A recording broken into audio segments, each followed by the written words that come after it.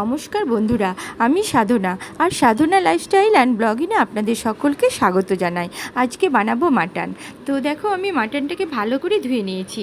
তারপরে ওতে জিরে গুঁড়ো, ধনে গুঁড়ো আর পেস্ট করা আদা রসুন ছিল, সেটা দিয়ে দিলাম 1 চামচ। তার উপরে লঙ্কা, পেঁয়াজ আর লঙ্কা গুঁড়ি আর হলুদ, স্বাদ অনুযায়ী লবণ আর 3 চামচ টক দই আর সামান্য তেল দিয়ে আর কাঁচা লঙ্কা দিয়ে সেটাকে ম্যারিনেট করে আমি আধ ঘন্টার মতো রেখে দেবো।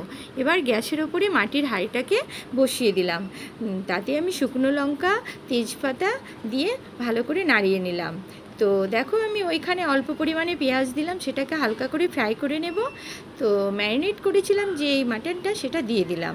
তো মাটনটাকে আমি হালকা করে ফ্রাই করে নেব এবং মাটনটাকে 5 মিনিটের মতো ফ্রাই করে আমি জল দিয়ে দেব।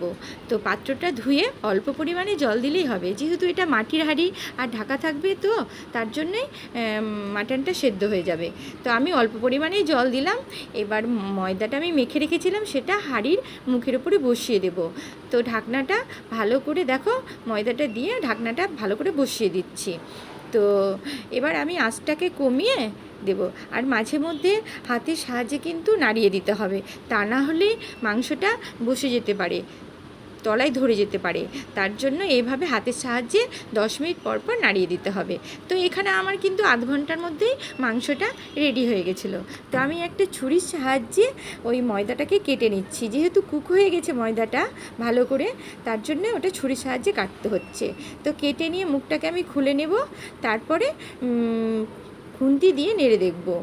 তো আমি খুন্তি দিয়ে নেড়ে দেখলাম, তো বেশ সুন্দর হয়েছে, কিন্তু মাটির হাঁড়িতে তো বোঝা যাচ্ছে না সেটা।